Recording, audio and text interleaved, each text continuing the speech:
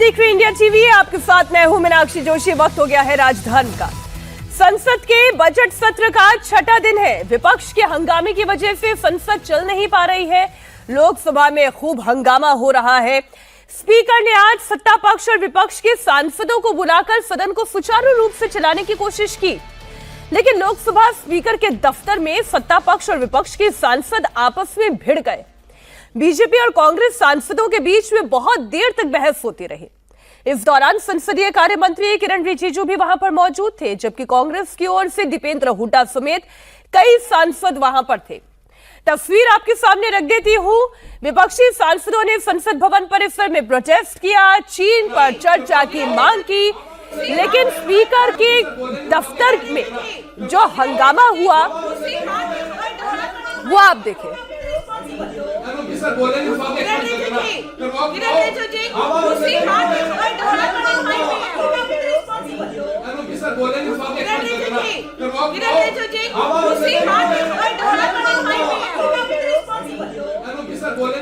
School में गए हैं ना आप?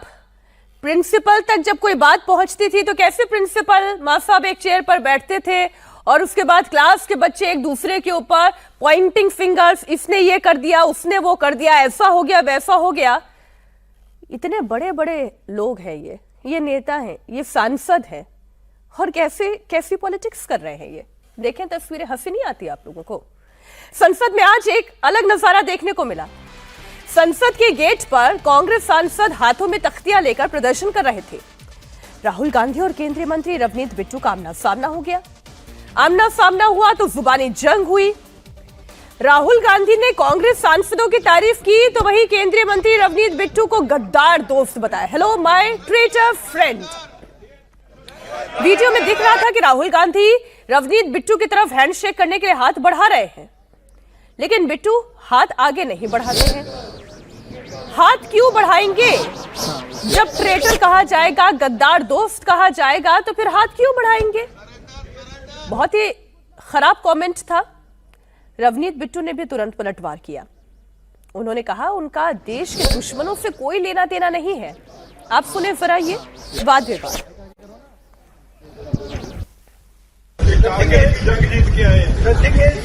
Here is a traitor walking right by. Take a look at your face. It's what it looks like. Hello, brother. My traitor friend. Surrender. Don't worry, you'll come back. Surrender.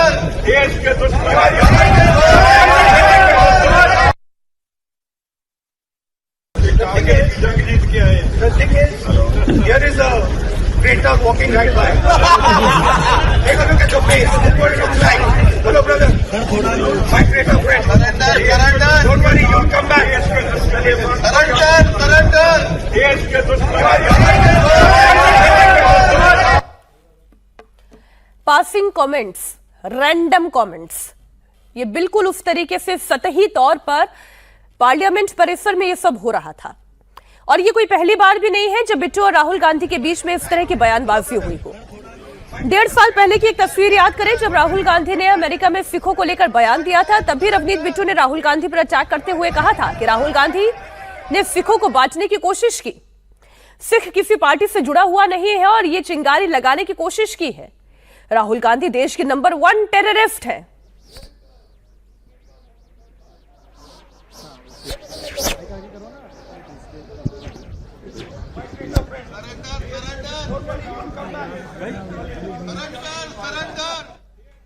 आज केंद्रीय मंत्री रवनीत बिट्टू को लेकर नेता प्रतिपक्ष राहुल गांधी ने जिस तरह के शब्दों का इस्तेमाल किया, उसे देखकर और सुनकर पूरा देश हैरान है।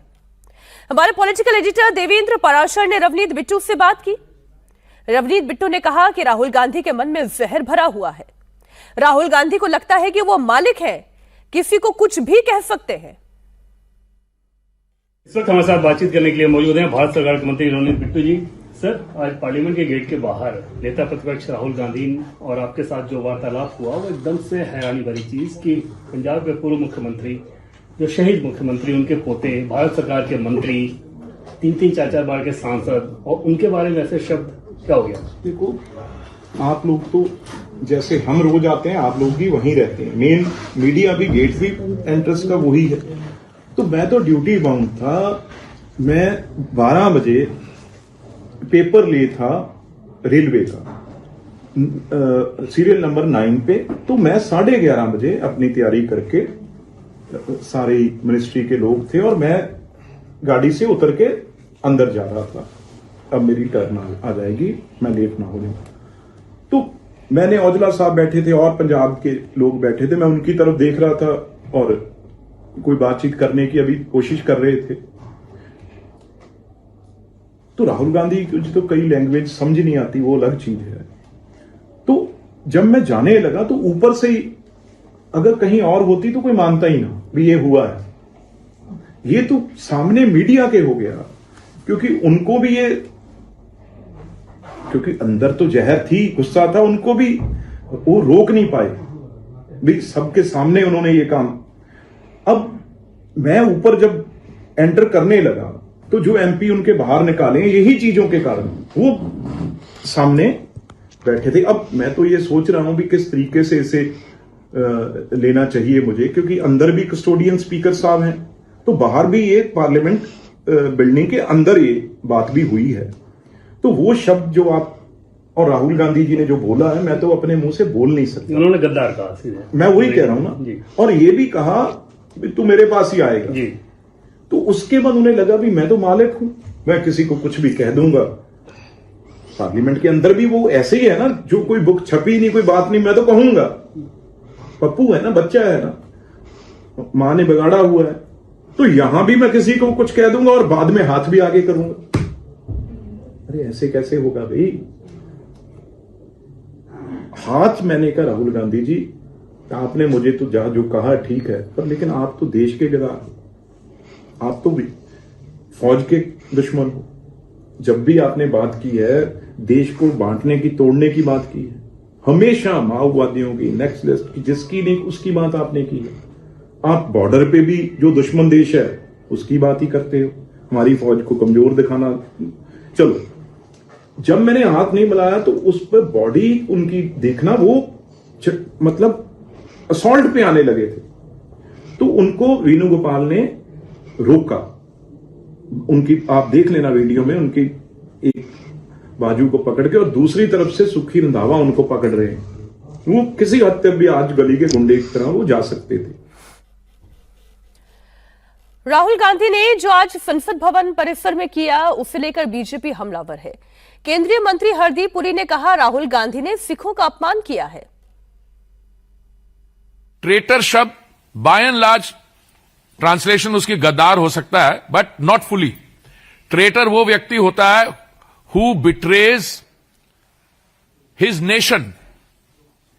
ये शब्द इस्तेमाल किया जाता है जो हमारी स्पाइज होते हैं, कहते हैं ट्रेटर टू द नेशन, जिसने नेशन को सेल आउट किया, या सीक्रेट्स लिए हैं या और कुछ किया है। तो ये शब्द लाइटली नहीं लेना चाहिए। ये सिख कम्युनिटी के लिए बहुत सीरियस इशू है। सीरियस क्यों? क्योंकि ट्रेटर कौन होता है? ट्रेटर होता है जो अपने देश के साथ, आरपीजी का मैं शब्द इस्तेमाल करूं, गद्दारी करे। पर बिट्टू जी कौन है? He is not just a member of parliament elected from Ludhiana, he is not just a member of a Sikh family जिन्होंने देश सेवा किया। इनके अपने ग्रैंडफादर सरदार बेअंत सिंह जी, जो पंजाब के मुख्यमंत्री थे, he fell to an assassin's bullet, desecration of Golden Temple 1984, और day in and day out. पहले तो होता था कि अब देश से बाहर निकलते थे तो ऐसे शब्द इस्तेमाल करते थे, देश की trying to undermine the country. अब बैठ के is undermining, not undermining, criticizing members of the armed forces. आपको पता है सिख्स की परसेंटेज ऑफ पॉपुलेशन कितनी हो? 2% तो काटी होगी ना, 2.5%। और what is our contribution to the armed forces? 20% प्लस। If you look at the number of turbaned Sikhs serving in the armed forces, I'm not trying to make a point, but just because a person wears a turban and he's left your party, you express it in terms of traitor. तो मैं आपके साथ यही share करना चाहता था। It's with great दुख के साथ यह गंभीर विषय है। कांग्रेस की तरफ से राहुल गांधी का बचाव शुरू हो चुका है। पंजाब से कांग्रेस सांसद अमरिंदर सिंह राजा वडिंग ने कहा कि रवनीत बिट्टू को पहचान राहुल गांधी ने दी है। अगर आज वो संसद में है तो राहुल गांधी की वजह से है। देश का दुश्मन कौन है ये जनता जानती है। तलक टिप्पणी नहीं थी, एक टाउट जो करते आ रहे थे कि भाई कारगिल जीत के आए हो, यहां पर बैठे हो। तो क्योंकि सामने मीडिया होता है, आप लोग होते हो, आपको दिखाना है, क्योंकि ये वीडियो फिर देश के गृह मंत्री देखेंगे, ये वीडियो फिर देश के प्रधानमंत्री देखेंगे। अपनी दुकान भी तो बचा के रखनी है ना। अभी राज्यसभा एक्सटेंड करवानी है, अभी मंत्री पद ना चला जाए। राहुल गांधी जी ने मेरे भाई बिट्टू को पहचान जो दी है, यहां घुसने के जो भेजा है, वो केवल कांग्रेस पार्टी और राहुल गांधी ने किया है। तो ऐसा व्यक्ति उनके खड़े हुए ये कहे कि कारगिल युद्ध जीत कर आए हो, यहां खड़े हो, तो ये बात अच्छी नहीं। देखो, कौन देश का दुश्मन है, कौन देश के दुश्मन नहीं है, ये दुनिया जानती है। राहुल गांधी को समय समय पर अपने आकाओं को खुश करने के लिए बहुत से लोगों ने कहा कि ये देश का दुश्मन है। जिस देश के लिए पूरी जिंदगी उस परिवार ने लगा दी हो, अपनी जान दे दी हो उनके परिवारजनों ने, वो देश के लोग जानते हैं कि कौन दुश्मन है, कौन नहीं। राहुल गांधी ने एक बार फिर सेल्फ गोल कर दिया है। बीजेपी अब इस मुद्दे को सिखों के अपमान का मामला बता रही है। बीजेपी नेता और कभी कांग्रेस में रहे अरविंदर सिंह लवली ने तो यहां तक कह दिया कि राहुल गांधी सिखों को गाली देने का कोई मौका नहीं छोड़ते। कि ये पहला मौका नहीं है, क्योंकि मुझसे बेहतर जो है कोई नहीं जानता उनके कार्य। वो हैबिचुअल सिखों के अब्यूजर हैं, कहीं मौका नहीं छोड़ते किसी भी सिख को अब्यूज करने का। ये कोई पहला मौका नहीं है। डॉक्टर मनमोहन सिंह जी बहुत ही बढ़िया और शरीफ आदमी थे। वो कमजोर प्रधानमंत्री हैं, ये इस देश में किसने एस्टेब्लिश किया था? एक ऑर्डिनरी मेंबर ऑफ पार्लियामेंट होने के नाते डॉक्टर मनमोहन सिंह जी की कैबिनेट ने जो बिल लेके आया था, उसको फाड़ के उन्होंने डॉक्टर मनमोहन सिंह जो देश के प्रधानमंत्री थे, बिट्टू जी तो हमारे मंत्री हैं, देश के प्रधानमंत्री को अब्यूज करने से पहले जो है उन्होंने नहीं सीखा, सोचा और पूरे देश में ये एस्टेब्लिश किया कि डॉक्टर मनमोहन सिंह जी की उस समय जिस तरीके से उनको खुद को भी बहुत बुरा लगा। कि निश्चित तौर पे इनको ये कहना चाहता हूं कि सिख कम्युनिटी इनको किसी भी कीमत पे माफ करने वाली नहीं है। ये खाली रवनीत बिट्टू जी का अपमान नहीं है, पूरी की पूरी कम्युनिटी का, सिखों की सोच के साथ, ना केवल सिखों की कुर्बानी, सिखों की संस्कृति को समझने वाली तमाम कम्युनिटीज का जो है ये अपमान है। इसको किसी भी कीमत पर बर्दाश्त किया नहीं जाएगा। लोकसभा स्पीकर के दफ्तर में जबरदस्त हंगामा हुआ। सत्ता पक्ष और विपक्षी सांसदों के बीच में तीखी बहस हुई। लोकसभा स्पीकर के दफ्तर में सत्ता पक्ष के सांसद भी थे तो विपक्ष के भी सांसद दिखाई दे रहे हैं। अब कौन कह क्या रहा है ये पता करना बड़ा मुश्किल हो रहा है, क्योंकि दोनों तरफ से लगातार तीखी बयानबाजी हो रही है। अब ये दो तस्वीरें हैं आज के दिन की, ये दो तस्वीरें मैं आपके सामने रख रही हूं। पहले तो विपक्षी सांसदों ने प्रदर्शन किया, नाराजगी जाहिर की, दिल नहीं भरा, स्पीकर के कक्ष में भी गए, वहां पर सत्ता पक्ष के सांसद भी पहुंचे और फिर दोनों के बीच में लगातार तीखी बहसबाजी होती रही। अब कौन कह क्या रहा है, क्या आरोप लगा रहा है, क्यों ये आरोप लग रहे हैं, क्यों ऐसी स्थिति पैदा हुई कि गद्दार और करगिल युद्ध के शहीद, इस तरीके की चर्चा क्यों हुई? एक बार फिर आपको सुनाती है जो बहस हो रही है और प्रियंका गांधी ने क्या कहा वो भी आप सुनिए।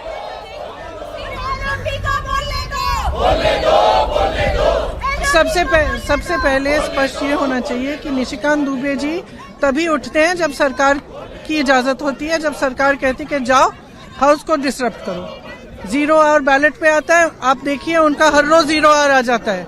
हम मांगते मांगते बैठे रहते हैं, हमारा नहीं आता है। तो जब सरकार चाहती है कि कुछ डिसरप्शन करना है तो वो उनको उठाते हैं। अब आप बताइए, अगर LOP को बोलने नहीं दिया एलओपी को एक किताब जो प्रकाशित है, जो आज आपके सामने भी दिखाई है उन्होंने कि प्रकाशित किताब है, अमेज़न से खरीदी गई प्रकाशित किताब है, उससे कोट नहीं करने दे रहे। आप नियम कह रहे हो कि ये नियम का उल्लंघन है। तो अब ये महाराज उठे हैं और ये 6 किताबें सामने दिखा रहे हैं, उनमें से कोट कर रहे हैं, आप कुछ नहीं कह रहे हैं। इनका माइक चला जा रहा है। और किस लिए कराया गया? ये सरकार स्पष्ट दिखाना चाहती है कि इस संसद में सिर्फ उनकी चलती है। ये तो स्पीकर साहब का भी निरादर है, ये संसद का निरादर है, ये लोकतंत्र का निरादर है, ये इस देश की जनता का निरादर है। ये संसद, मैंने सुबह भी कहा, लोकतंत्र का मंदिर है। इसमें पूरे देश की आस्था जुड़ी है। इस संसद से एक एक हमारा जो नागरिक है उसकी आस्था जुड़ी हुई है। और आस्था किस चीज में है? लोकतंत्र में है, अपनी अभिव्यक्ति में, कि हर नागरिक की अभिव्यक्ति यहाँ पे होनी चाहिए। अब जो लीडर ऑफ ऑपोजिशन है वो खुद एक व्यक्ति नहीं है, वो एक प्रतिनिधि है। राहुल गांधी ने विपक्ष को बोलने से रोकने पर लोकतंत्र पर कलंक करार दिया। राहुल गांधी ने लोकसभा स्पीकर ओम बिरला को पत्र लिखकर सदन में बोलने से रोकने को परंपरा का उल्लंघन बताया। कांग्रेस ने राहुल गांधी के लिखे हुए इस पत्र को शेयर किया। राहुल गांधी ने पत्र में स्पष्ट किया है कि राष्ट्रपति के अभिभाषण पर बोलने से उन्हें रोकना लोकतंत्र के मौलिक अधिकारों का उल्लंघन है, राष्ट्रीय सुरक्षा पर चर्चा को रोकने का प्रयास है। राहुल गांधी ने आज पूर्व आर्मी चीफ नरवणे की उस किताब को एक बार फिर से मीडिया के सामने लहराया। इसे लेकर विवाद हो रहा है। राहुल गांधी ने कहा कि सरकार ये कह रही है कि किताब है ही नहीं, जबकि इस बुक में नरवणे ने चीनी टैंक का जिक्र किया है। This is mister Naravane's book, Naravane ji की किताब है और मुझे कहा गया है कि मैं इस बुक को कोट नहीं कर सकता हूं, बट यहाँ पे पूरा लिखा है। यहाँ पे मेन लाइन है जो प्रधानमंत्री ने कही, जो उचित समझो। जनरल नारावाने ने राजनाथ सिंह जी को फोन किया और कहा कि देखिए कैलाश रिज पर चाइनीज टैंक्स आ गई हैं, हमें क्या करना है। पहले राजनाथ सिंह जी ने उनको रिप्लाई नहीं दिया। उन्होंने जयशंकर जी से पूछा, एनएसए से पूछा, राजनाथ सिंह जी से पूछा, कोई रिप्लाई नहीं आया। फिर उन्होंने राजनाथ सिंह जी को फोन किया। राजनाथ सिंह जी ने कहा कि मैं टॉप से पूछता हूं। राइट, ऑर्डर था, स्टैंडिंग ऑर्डर था टॉप का कि अगर चाइनीज फोर्सेस अंदर आएंगी तो उन पे बिना हमारे पूछे फायर नहीं करना है। नरवणे जी और हमारी जो आर्मी थी, जो सेना थी, वो उन टैंक्स पर फायर करना चाहती थी क्योंकि वो टैंक्स हमारी टेरिटरी में आ गई थी। नरेंद्र मोदी जी ने मैसेज दिया कि देखिए जो उचित समझो वो करो।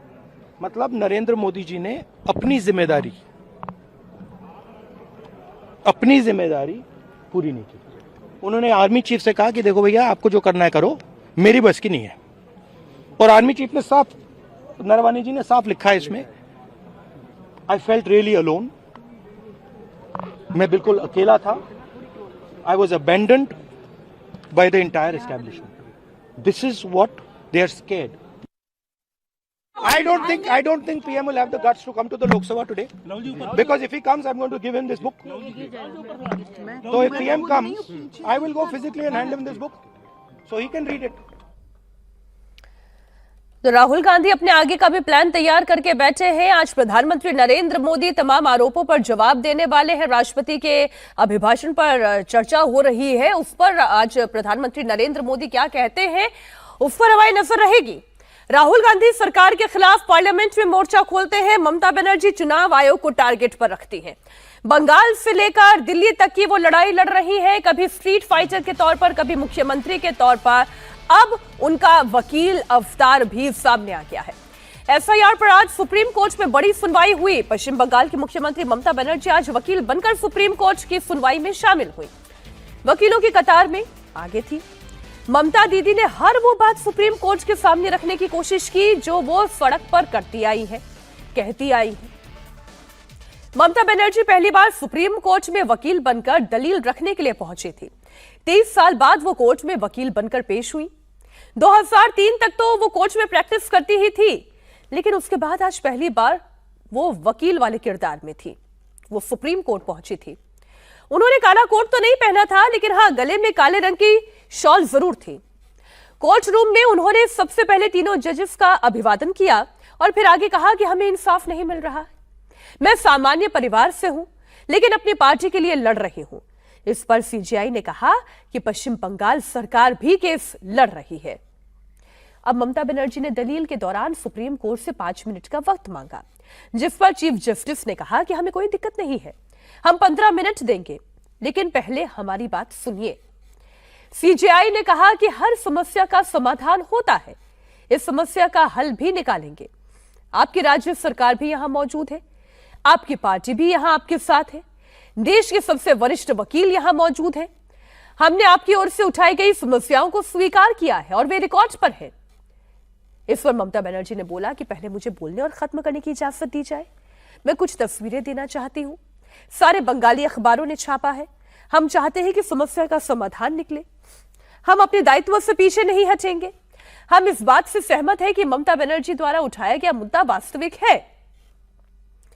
हम ये भी नहीं चाहते कि भाषा संबंधी दिक्कतों या नामों की वर्तनी में अंतर के कारण किसी को मतदाता सूची से बाहर किया जाए। ये कोर्ट की ओर से कहा गया। ममता बनर्जी ने दलील दी कि कुछ बेटियां शादी के बाद ससुराल चली गई हैं, लेकिन उनके नाम मतदाता लिस्ट में शामिल नहीं किए गए।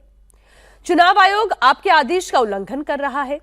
कई बीएलओ की मौत हो चुकी है, बंगाल को टारगेट किया जा रहा है, असम को क्यों नहीं? ममता बनर्जी ने चुनाव आयोग पर आरोप लगाया कि ये लोग सरकारी और डोमिसाइल सर्टिफिकेट नहीं मान रहे हैं। चुनाव आयोग व्हाट्सएप कमीशन है। इस पर चुनाव आयोग ने ममता बनर्जी का विरोध किया। उन्होंने कहा यह आरोप गलत है कि आयोग राज्य सरकार से सहयोग नहीं कर रहा। सीजेआई ने कहा कि मैडम ममता, आपके वकील श्याम दीवान की कैपेबिलिटी पर कोई शक नहीं है, आपने बहुत अच्छा वकील चुना है।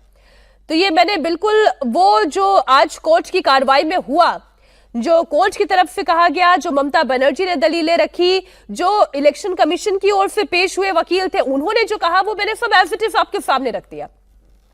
अब ममता बनर्जी पिछले 3 दिनों से दिल्ली में है और 3 दिनों से लगातार उन्होंने एफआईआर को लेकर चुनाव आयोग के खिलाफ मोर्चा खोल रखा है। 2 फरवरी को ममता बनर्जी ने चुनाव आयोग से मुलाकात की और इस दौरान चुनाव आयुक्तों से भिड़ गई।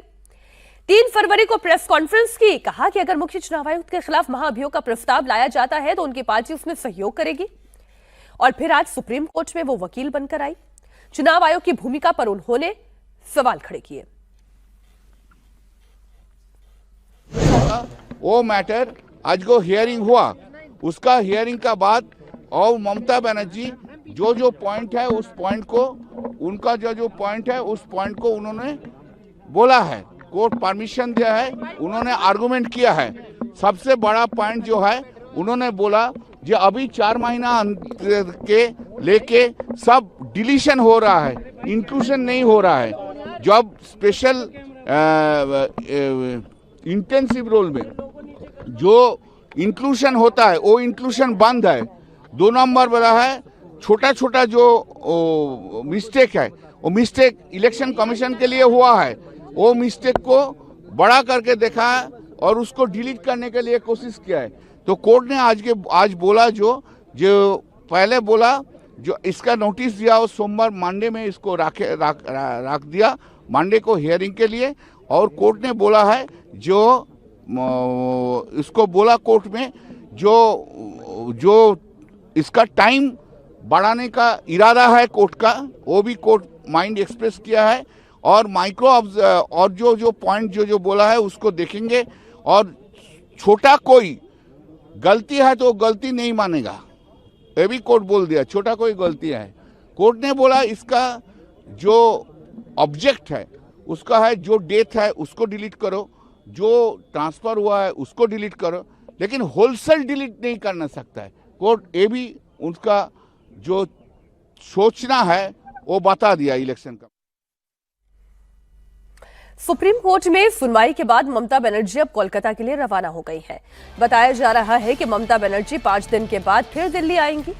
9 फरवरी को ममता बनर्जी दिल्ली आएंगे और सुप्रीम कोर्ट में सुनवाई के दौरान मौजूद रहेंगी। सुप्रीम कोर्ट में एफआईआर पर अब 9 फरवरी यानी कि सोमवार को सुनवाई होनी है।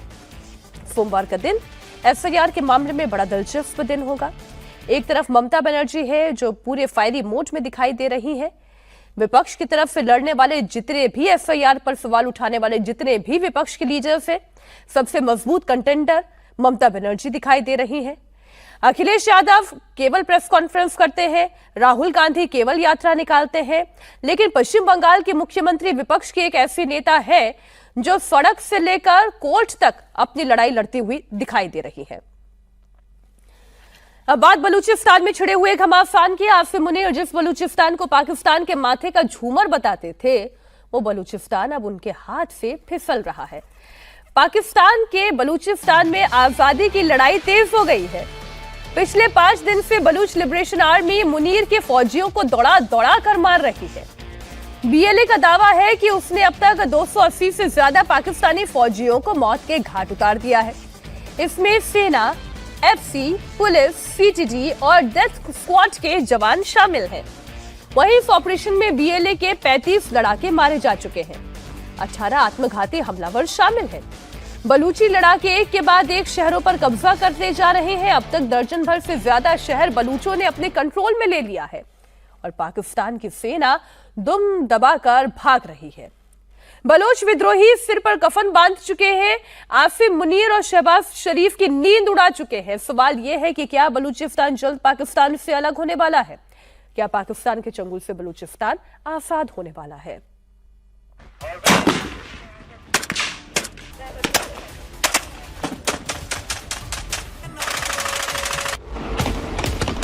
बलूचिस्तान बन गया है मुनीर के फौजियों का कब्रिस्तान। बलोच विद्रोही मुनीर के फौजियों पर मौत बरसा रहे हैं।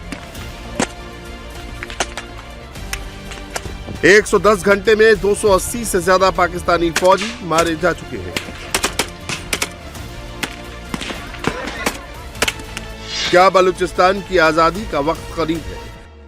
क्या बलूचिस्तान जल्द पाकिस्तान से टूटने वाला है? क्या पाकिस्तान का इतिहास, भूगोल बदलने वाला है?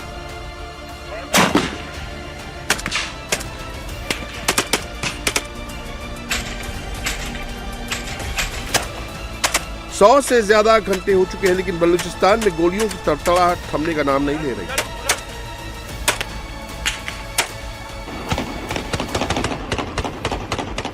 ये बलूचिस्तान के नोशकी की तस्वीर है। बिल्डिंग की छत पर बलूचिस्तान लिबरेशन आर्मी के लड़ाके हैं जो नीचे पाकिस्तानी सेना की चौकी पर ताबड़तोड़ फायरिंग कर रहे हैं।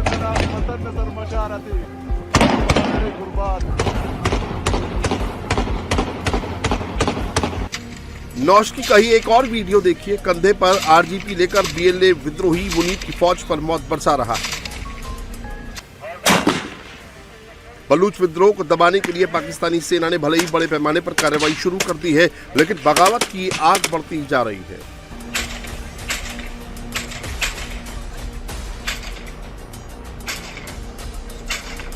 बलूची विद्रोही सर पर कफन बांध चुके हैं। नौशकी इस समय मैदान जंग बना हुआ है। मुनीर की सेना का भयंकर कत्लेआम हो रहा है।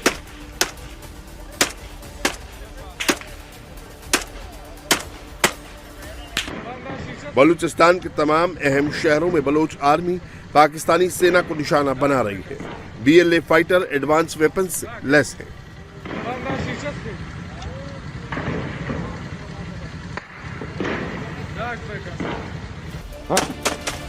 AK-47, LGL जैसे खतरनाक हथियारों से पाकिस्तानी सेना और पुलिस का मुकाबला कर रही है।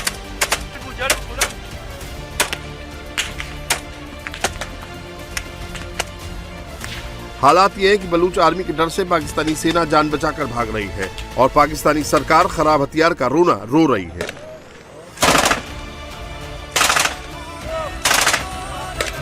$20 लाख रुपए की तो सिर्फ राइफल है, हमारे पास नहीं है वो राइफल। उसके ऊपर जो लेजर, जो हीट, बॉडी की हीट से डिटेक्ट होकर फायर होता है, वो $4,000-5,000 का वो है। टोटल जो गियर है इनके पास जो है, इट्स क्लोज टू $20,000। बलूचिस्तान में बीएलए का ये ऑपरेशन 31 जनवरी से शुरू हुआ है। इस ऑपरेशन को हीरो फेज 2 नाम दिया गया है। बलोच लड़ाके बाइक से झुंड बनाकर निकल शहर शहर घूम रहे हैं। पहाड़ियों से होते हुए वो पाकिस्तानी सेना की पोस्ट पर पहुंचते हैं और फिर उन पर मौत बनकर टूट पड़ते हैं।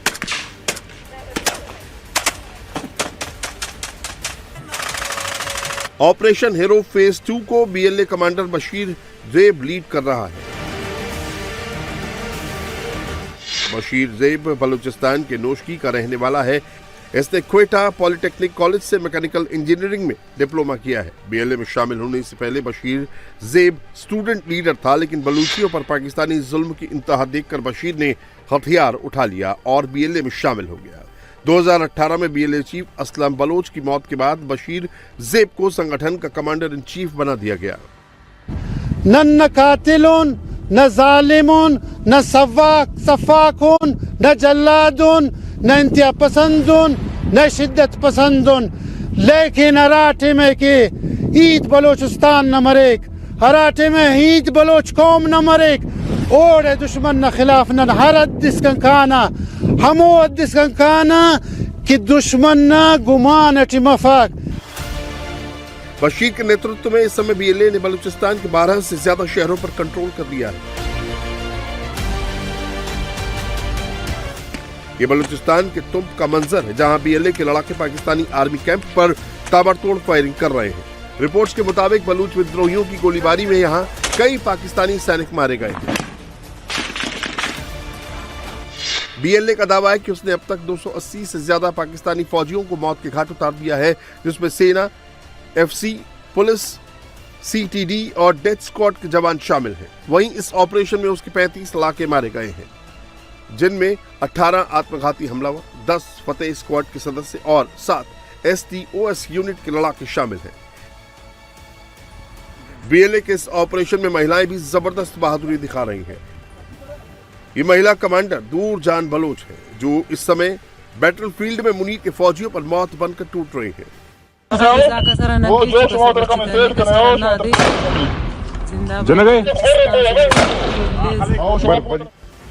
बीएलए की एक और फीमेल कमांडो से मिली है। ये यास्मा बलोच है। यास्मा बलोच आत्मघाती हमलावर थी जो इस ऑपरेशन में मारी गई है, लेकिन मौत से पहले उसने क्या कहा, बलूचिस्तान के लोगों को क्या संदेश दिया, ये सुनिए।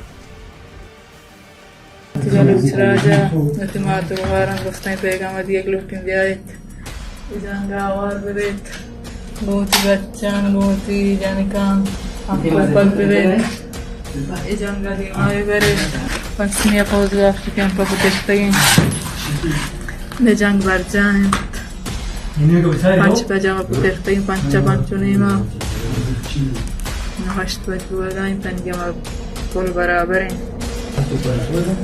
ये वैसे से बारे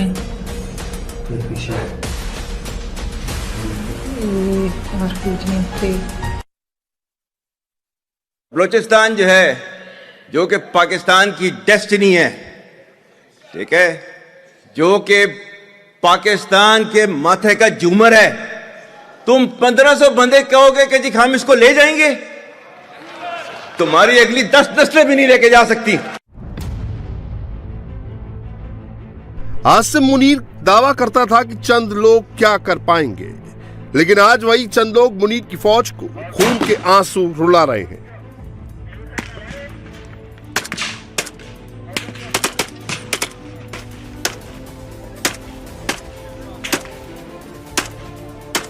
सौ से ज्यादा घंटे हो चुके हैं बलूचिस्तान में गोलियों की बौछार थमने का नाम नहीं ले रही है।